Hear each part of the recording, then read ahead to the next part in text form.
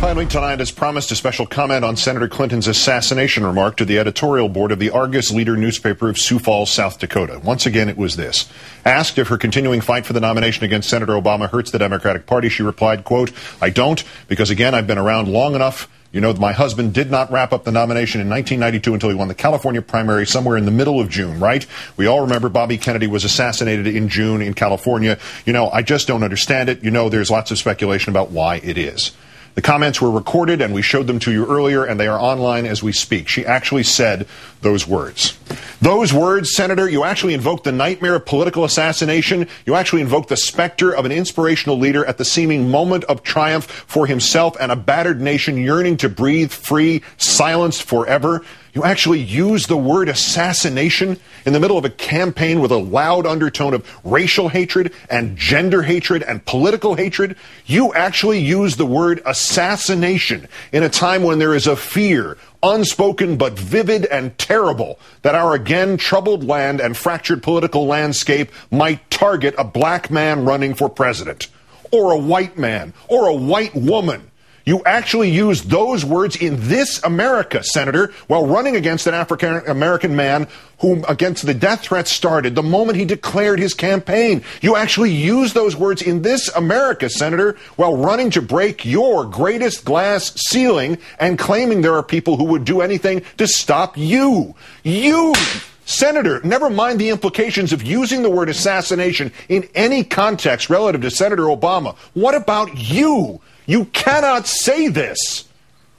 The references, said her spokesperson, were not in any way weighted. The allusions, said Mo Elithe, are, quote, historical examples of the nominating process going well into the summer, and any reading into it beyond that would be inaccurate and outrageous. I'm sorry, there is no inaccuracy. Not for a moment does any rational person believe Senator Clinton is actually hoping for the worst of all political calamities. Yet the outrage belongs not to Senator Clinton nor her supporters, but to every other American. Firstly, she has previously bordered on the remarks she made today, then swerved back from them and the awful skid they represented. She said in an off-camera interview with Time on March 6th, primary contests used to last a lot longer. We all remember the great tragedy of Bobby Kennedy being assassinated in June in L.A. My husband didn't wrap up the nomination in 1992 until June, also in California. Having a primary contest go through June is nothing particularly unusual. We will see how it unfolds as we go forward over the next 3 to 4 months. In retrospect, we failed her when we did not call her out for that remark, dry and only disturbing inside the pages of a magazine. But somebody obviously warned her of the danger of that kind of rhetoric. After the Indiana primary on May 7th, she told supporters at a Washington hotel, sometimes you got to calm people down a little bit, but if you look at a successful presidential campaigns, my husband did not get the nomination until June of 1992. I remember tragically when Senator Kennedy won California near the end of that process. And at Shepherdstown, West Virginia, on the same day, she again avoided the word assassination. You know, I remember very well what happened in the California primary in 1968. As you know, Senator Kennedy won that primary. On March 6th, she had said assassinated. By May 7th, she had avoided it. Today, she went back into an awful well. There is no good time to recall the awful events of June 5th, 1968 in Los Angeles, of Senator Bobby Kennedy, happy and alive, perhaps for the first time since his own brother's death in Dallas in 1963, galvanized to try to lead this nation back from one of its darkest eras, only to fall victim to the same scourge that took that brother and Martin Luther King. There is no good time to recall this, but certainly to invoke it 2 weeks before the exact 40th anniversary of the assassination is an insensitive and heartless thing. And certainly to invoke it 3 days after the awful diagnosis and heartbreaking prognosis for Senator Ted Kennedy is just as insensitive and just as heartless. And both actions open a door wide into the soul of somebody who seeks the highest office in this country, and through that door shows something not merely troubling, but frightening and politically inexplicable. What, Senator, do you suppose would happen if you withdrew from the campaign and Senator Obama formally became the presumptive nominee and then suddenly left the scene? It doesn't even have to be the dark curse upon the land you implied today, Senator, nor even an issue of health. He could simply change his mind, or there could unfold that perfect storm scandal your people have often referenced, even predicted.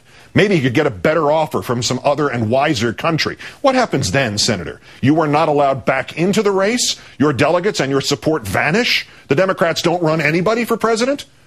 What happens, of course, is what happened when the Democrats' vice presidential candidate in 1972, Senator Thomas Eagleton, had to withdraw from the ticket after it had been proved he had not been forthcoming about previous mental health treatments. George McGovern simply got another vice president. Senator, as late as the late summer of 1864, the Republicans were talking about having a second convention to withdraw Abraham Lincoln's renomination and choose somebody else, because until Sherman took Atlanta in September, it looked like Lincoln was going to lose the election to George McClellan.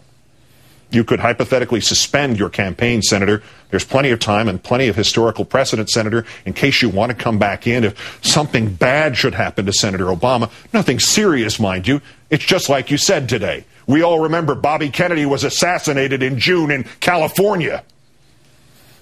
Since those awful words in Sioux Falls and after the condescending and buck-passing statement from her spokesperson, Senator Clinton has made something akin to an apology, but without any evident recognition of the true trauma she has inflicted. I was discussing the Democratic primary history, and in the course of that discussion mentioned the campaigns both my husband and Senator Kennedy waged in California in June in 1992 and 1968, she said, at Brandon, South Dakota. I was referencing those to make the point that we have had nomination primary contests that go into June. That's a historic fact. The Kennedys have been much on my mind the last days because of Senator Kennedy. I regret that if my referencing that moment of trauma for our entire nation, particularly for the Kennedy family, was in any way offensive. I certainly had no intention of it whatsoever.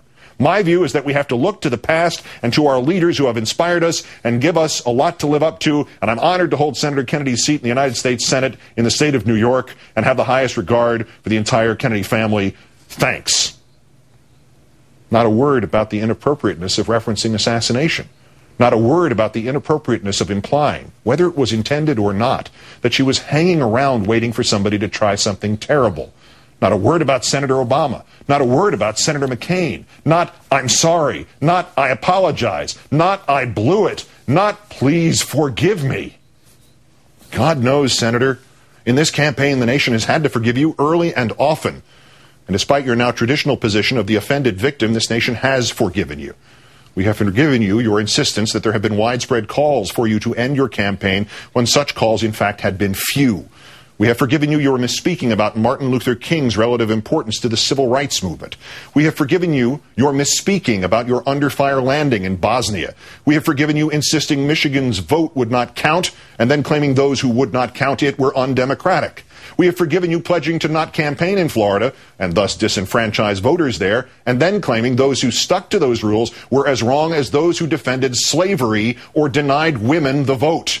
We have forgiven you the photos of Osama bin Laden in an anti-Obama ad. We have forgiven you the fawning over the fairness of Fox News while they were still calling you a murderer. We have forgiven you accepting Richard Mellon Scaife's endorsement and then laughing as you described his deathbed conversion. We have forgiven you the quoting the editorial or the electoral predictions of boss Karl Rove. We have forgiven you the 3 a.m. phone call commercial. We have forgiven you President Clinton's disparaging comparison of the Obama candidacy to Jesse Jackson's. We have forgiven you Geraldine Ferraro's national radio interview suggesting Obama would not still be in this race had he been a white man. We have forgiven you the dozen changing metrics and the endless self-contradictions of your insistence that your nomination is mathematically probable rather than a statistical impossibility. We have forgiven you your declaration that some primary states count and some really don't. We have forgiven you exploiting Jeremiah Wright in front of the editorial board of the lunatic fringe Pittsburgh Tribune Review. We have forgiven you exploiting William Ayers in front of the debate on ABC. We have forgiven you for your boasting of your support among working, hardworking Americans, white Americans. We have even forgiven you repeatedly praising Senator McCain at Senator Obama's expense and at your own expense and at the Democratic ticket's expense. But, Senator, we cannot forgive you this. You know, my husband did not wrap up the nomination in 1992 until he won the California primary somewhere in the middle of June, right? We all remember Bobby Kennedy was assassinated in June in California. We cannot forgive you this, Senator, not because it is crass and low and unfeeling and brutal, This is unforgivable because this nation's deepest shame, its most enduring horror, its most terrifying legacy is political assassination. Lincoln, Garfield, McKinley, Kennedy, Malcolm X, Martin Luther King, Robert Kennedy. And for the grace of the universe or the luck of the draw, Reagan, Ford, Truman, Nixon, Andrew Jackson, both Roosevelts, even George Wallace. The politics of this nation is steeped enough in blood, Senator Clinton. You cannot and must not invoke that imagery anywhere, at any time. And to not appreciate immediately, to still not appreciate tonight just what you have done today, is to reveal an incomprehension about the America you seek to lead. This, Senator, is too much because a senator, a politician, a person who can let hang in midair the prospect that she might just be sticking around in part just in case the other guy gets shot, has no business being and no capacity to be the President of the United States. Good night and good luck.